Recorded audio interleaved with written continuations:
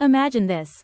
You're walking into school on a Monday morning, the hallway feels louder than a concert, people are laughing in little circles, sharing snacks, trading inside jokes, and you're the shy girl. You have your headphones in, clutching your notebook like it's your only friend, and secretly wishing you had that one person to sit with at lunch, someone to text about homework, or just someone who gets your sense of humor. Being shy at school can sometimes feel like being invisible. You're there, but it feels like no one really sees you. And then you start overthinking, right? Like, should I talk first? But what if they think I'm weird? What if I run out of things to say? What if I turn red and stutter? And before you know it, you've convinced yourself it's safer to just stay quiet. But here's the thing. Friendship isn't about becoming someone you're not, it's about opening little doors to let people in. And today, I'm going to take you step by step into those doors.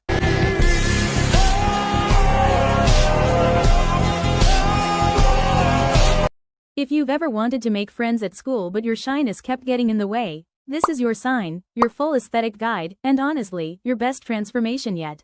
I lost my mind. So grab your iced coffee, your lip gloss, maybe even your favorite pastel notebook, because by the end of this video, you're going to know exactly how to go from the shy girl in the corner to the girl who's quietly magnetic, the one people actually want to know.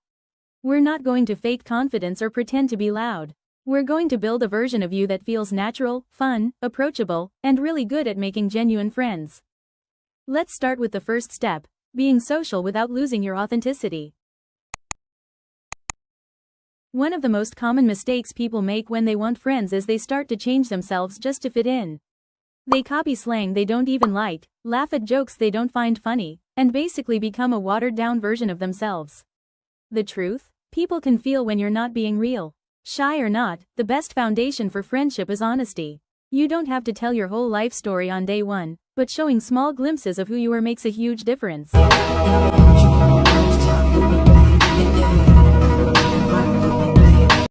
For example, instead of pretending to love a subject or hobby just because your classmates do, share something small that you genuinely enjoy. If you love drawing, mention it.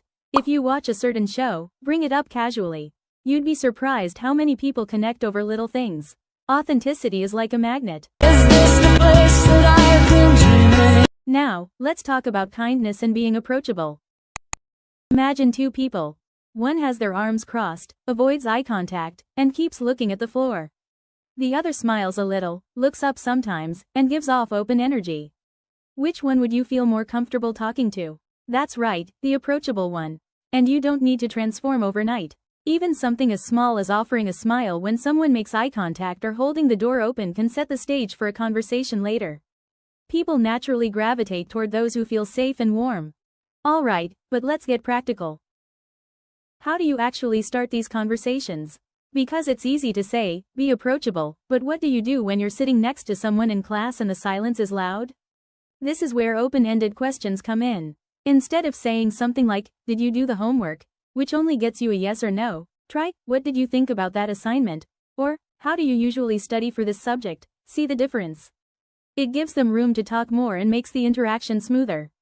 Conversation starters don't have to be groundbreaking. Asking about classes, hobbies, or even current school events can break the ice. Let me give you a little scenario. You're sitting in math class. The teacher just gave a tricky question and you and the person next to you are both struggling. Instead of suffering in silence, you lean over and say, okay, tell me I'm not the only one who has no idea what's going on right now. Boom, shared struggle equals instant connection. They laugh, you laugh, and suddenly you're both in on the same joke. That's how small moments turn into bigger conversations. Another tip. Look for common interests. Shared passions are one of the strongest foundations for friendship. If you notice someone doodling anime characters and you love anime, say something like, that drawing is so good, do you watch that show too? If you see someone carrying a book you've read, comment on it. These little connections create bridges between people. And once you've found a common interest, the conversation flows so much easier. Now let's shift gears into being a good friend. Because making friends is one thing, but keeping them requires effort. Being reliable and supportive matters more than you think. If you say you're going to meet someone for a study session, show up. If your new friend is stressed, just listening can mean the world. Gratitude also plays a role. A simple, "Thanks for helping me with that," makes people feel appreciated and valued. But here's something we don't talk about enough. Being shy doesn't mean you're not fun. In fact, shy people often make some of the most thoughtful and loyal friends. You notice the little things. You pay attention to details. You remember birthdays, favorite snacks, and inside jokes. That's a superpower. Use it. Alright, so let's talk strategy. Where do you actually meet these new friends? You can't just expect them to magically appear in your seat next to you. This is where clubs and events come in. Join something that genuinely interests you, whether it's art club, drama, debate, or even sports. I know, joining a group might sound terrifying at first, but remember this. Everyone who joins is looking for connection too. Clubs are literally designed for people with shared interests, so the hard part is already done. All you need to do is show up and participate.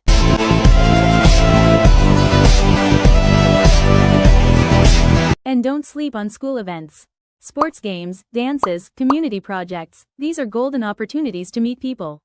Volunteering is especially underrated. Not only do you contribute to something meaningful, but you also meet like-minded people who share your values. But maybe you're thinking, what if I'm too scared to approach a group? Start small. One of the best things you can do is approach someone who's sitting alone. Chances are, they'll be grateful you made the effort.